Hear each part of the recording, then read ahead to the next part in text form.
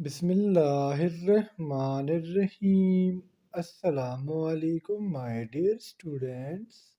This is me, Bilal Ahmad, and you were watching my YouTube channel All Pak Forces.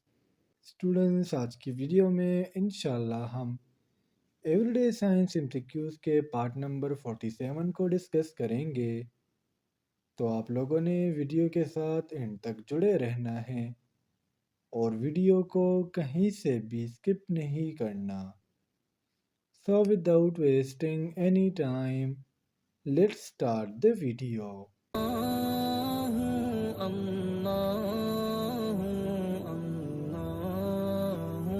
हमारा first MCQs है, which of the following is responsible for the stimulating effect of tea? Stimulating effect mean जो हमारे central nervous system पर mainly काम करता हो। यानी नीचे हमारे पास कुछ सेकेंडरी मेटाबोलाइट्स है और इस एमसीक्यूज में हमसे पूछा जा रहा है कि इसमें से कौन सा सेकेंडरी मेटाबोलाइट है जिसमें हमारे पास जो स्टिमुलेटिंग इफेक्ट है टी का वो प्रेजेंट है। तो हमारा जो करेक्ट ऑप्शन है वो है option A, mean alkaloids. Students, आपने ज़्यादातर ये चीज़ नोटिस की होंगी कि जब भी आप चाय पीते हो तो आपकी नींद उड़ जाती है, इंसान को नींद नहीं आती। अब इसके पीछे का जो रीज़न है वो यही है कि इस टी में हमारे पास क्या है, अल्कोलाइड है। उस अल्कोलाइड का नाम है कैफ़ीन, जो दुनिया में फर्स्ट नंबर पर ज़्यादा यूज़ किए जाने वाला अल्कोलाइड है, जो हमारे सेंट्रल नर्वस सिस्टम यानी हमारे ब्रेन पर इफेक्ट करता है। अब अल्कलाइड्स क्या है? अल्कलाइड्स हमारे पास बेसिकली ऑर्गेनिक कंपाउंड्स है। ऑर्गेनिक कंपाउंड्स वो कंपाउंड जो बेसिकली मुश्तमिल होते हैं कार्बन और हाइड्रोजन के ऊपर।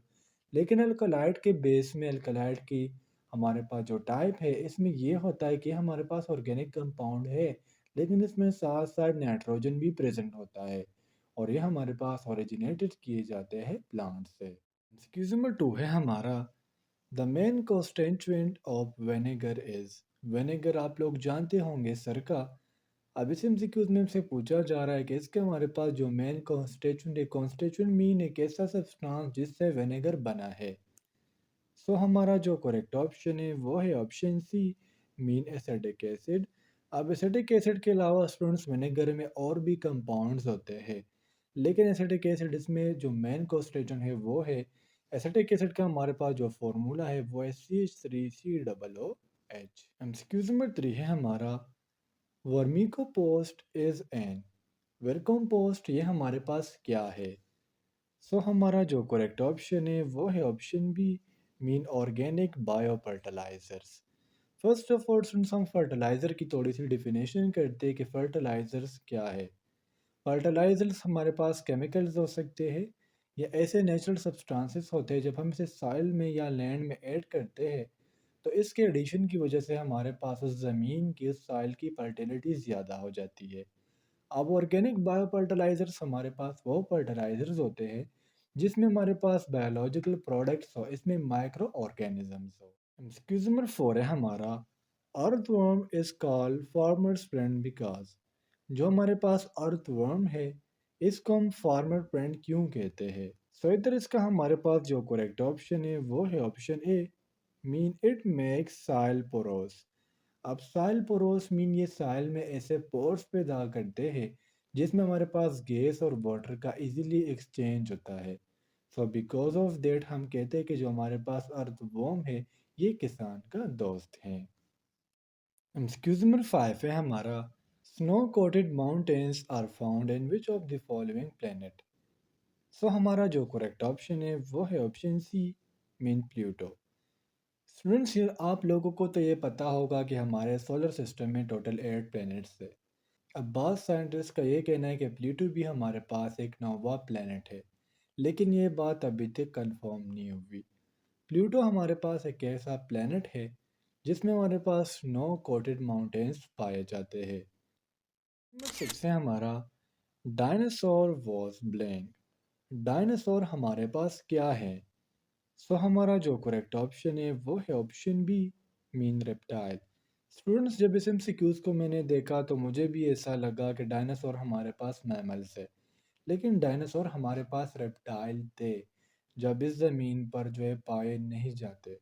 डायनासोर हमारे पास जिस क्लास से बिलोंग करते हैं उसका नाम है क्लेड डायनासोरिया, और ये हमारे पास ट्राइजेरिक पीरियड में हुआ करते थे। आपने जोरेसिक मूवी देखी होंगी, तो वो उस पर हमारे पास बेसिकली ट्राइजेरिक पीरियड बयान किया गया, यानी हम कह सकते हैं जब 243 से लेके 233 बिलियन ईयर्स अगो की ये बात है। एमसीक्यू नंबर 7 है हमारा, the constellation of seven bright stars is known as, यानी उन सेवन स्टार्स का आपस में एक झुंझट बनाना, एक ग्रुप बनाना, इसे हम क्या नाम देते हैं? सो हमारा जो करेक्ट ऑप्शन है वो है option B, mean the great bear. अब यहाँ पर यह क्वेश्चन आ रहा होगा कि सर स्टार क्या है? स्टार हमारे पास बेसिकली एक एस्ट्रोनॉमिकल ऑब्जेक्ट है जो हमारे पास आपस में जुड़े होते हैं। आपने स्टार आसमान में देखे होंगे, ये जुड़े होते हैं with the help of self gravity. MCQ number 8 है हमारा, bile is stored in the blank. First of all student थोड़ी सी बात करते हैं कि बाइल क्या है। बाइल हमारे पास बेसिकली स्टूडेंट्स एक लिक्विड है जो हमारा लीवर प्रोड्यूस भी करता है, और साथ साथ इसके साथ एक सेक अटैच होती है जिसे हम गाल ब्लैडर कहते हैं, उसमें स्टोर्ड होता है। बाइल का हमारे पास जो मेन काम है वो है डाइजेशन में, और ये मेनली डाइजेशन करते हैं, तोड़ फोड़ करते हैं पेट्स की, इसको कन्वर्ट करते हैं फैटी एसिड में। तो जिस तरह मैंने आपको शुरू में कहा कि बाइल हमारे पास जो है प्रोड्यूस करता है लिवर, और ये स्टोर्ड होता है गाल ब्लैडर में। So the correct option is option C. Number 9 है हमारा, diode is used in blank. Students जितना मैंने रिसर्च किया, जितना मैंने गूगल पे सर्च किया, उसके मुताबिक ये है कि डायोड फ्यूरिकेशन में भी यूज़ किया जाता है, मॉड्यूलेशन में भी यूज़ किया जाता है, और उस तरह ऑसिलेशन में भी यूज़ किया जाता है। सो हमारा जो करेक्ट ऑप्शन है वो है ऑप्शन डी। लेकिन फिर ज़्यादातर जो फोकस है वो गया है प्योरीफिकेशन के ऊपर, कि डायोड का मेन काम प्योरीफिकेशन में है। तो इसलिए अगर आपको एमसीक्यूज़ में तीन ऑप्शंस दिए गए हो, प्योरीफिकेशन, मॉड्यूलेशन और ऑसिलेशन, फिर आपने ऑल ऑफ दिस पे क्लिक करना है। और अगर आपको सिर्फ और सिर्फ प्योरीफिकेशन दिया हो तो फिर आपने प्योरीफिकेशन पर क्लिक करना है। एक्सक्यूज नंबर 10 है हमारा, process by which plants prepare their own food is called. एक ऐसा प्रोसेस जिसके ज़रिए पौधे अपना खुराक तैयार करते हैं, इसे हम क्या नाम देते हैं? सो हमारा जो करेक्ट ऑप्शन है वो है option A, mean photosynthesis. Photo mean light and synthesis mean to prepare. ये एक ऐसा प्रोसेस है जिसमें प्लांट्स करते क्या है, सनलाइट एनर्जी को एब्जॉर्ब करके in the presence of CO2 and H2O ये अपना खुराक तैयार करते हैं, और वो खुराक हमारे पास है ग्लूकोज। एक्सक्यूज नंबर 11 है हमारा, the material used in the fabrication of transistor is. वो कौन सा मटेरियल है जो ट्रांजिस्टर के फैब्रिकेशन में यूज़ किया जाता है? सो हमारा जो करेक्ट ऑप्शन है वो है ऑप्शन सी, मीन सिलिकॉन। सुन, सिलिकॉन जो है हमारे पास बेसिकली सोलर पैनल में भी यूज़ किया जाता है, या सोलर सेल्स में। और ये एमसीक्यूज बहुत ज़्यादा रिपीट हुआ है, यानी अगर आपने एक सोलर सेल या सोलर पैनल की एफिशिएंसी को ज़्यादा करना है तो उसमें हमारे पास सिलिकॉन यूज़ किया जाता है, जो हमारे पास एक बेस्ट सेमी कंडक्टर है। एमसीक्यूज नंबर 12 है हमारा, what is the position of the earth when it is at the closest distance from the sun। ये बेसिकली स्टूडेंट्स हमारे पास डेफिनेशन है पेरिहेलियन का। So the correct option is option B. हम सिर्फ ये नहीं कह सकते कि जब अर्थ जो है वो सन के साथ क्लोज होगा तो इसे हम पेरिहेलियन कहेंगे। Any planet in the solar system, जो हमारे पास सोलर सिस्टम में टोटल 8 प्लैनेट्स है, इसमें कोई भी प्लेनेट जो हमारे पास सन के करीब होता है, क्लोजेस्ट होता है, तो इस पोजीशन को हम नाम देते हैं पेरिहेलियन का। एक्सक्यूज नंबर 13 है हमारा, which of the following move slowest around the sun. नीचे हमें जो प्लैनेट्स के नाम दिए गए हैं इसमें से कौन सा प्लैनेट है जो सन के इर्द गिर्द सबसे स्लो रिवॉल्व करता है? सो हमारा जो करेक्ट ऑप्शन है वो है option A, mean Venus. Students, Venus जो है सेकंड नंबर प्लैनेट है सन से, और इसे हम अर्थ सिस्टर भी कहते हैं। अब इसके कुछ रीज़न है कि सन के इर्द गिर्द क्यों स्लो रिवॉल्व करती है। उसमें जो पहला रीज़न है वो है टाइडल लॉकिंग, सेकंड है mountain waves, and the third one is atmosphere. ये 3 रीज़न है जिसकी वजह से वेनस जो है सन के इर्द-गिर्द बहुत ज़्यादा स्लो घूमता है। जबकि अगर हम उसके प्लेनेट की बात करें जो सन के इर्द-गिर्द सबसे ज़्यादा स्पीड से रिवॉल्व करता है, वो हमारे पास है मर्क्यूरी। क्वेश्चन नंबर 14 है हमारा, we live in which of the following galaxy? हम जो हमारे पास नीचे गैलेक्सी के नाम दिए गए हैं, इसमें ऐसा कौन सा गैलेक्सी है जिसमें हम रह रहे हैं? सो हमारा जो करेक्ट ऑप्शन है वो है option C, mean milky Way Galaxy. अब हम थोड़ा सा जानते हैं कि हमारे पास गैलेक्सी होता क्या है।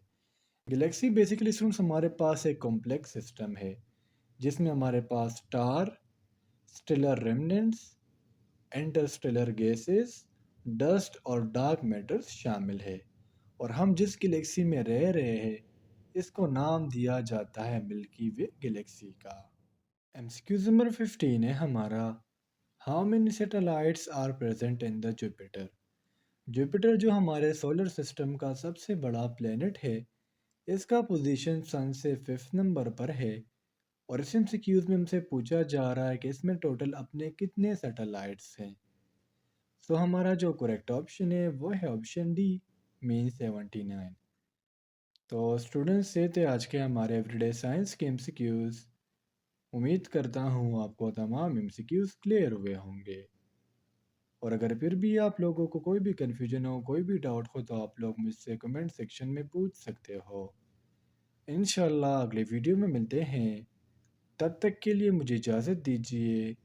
मुझे अपने दुआओं में याद रखिए। अल्लाह हाफिज़।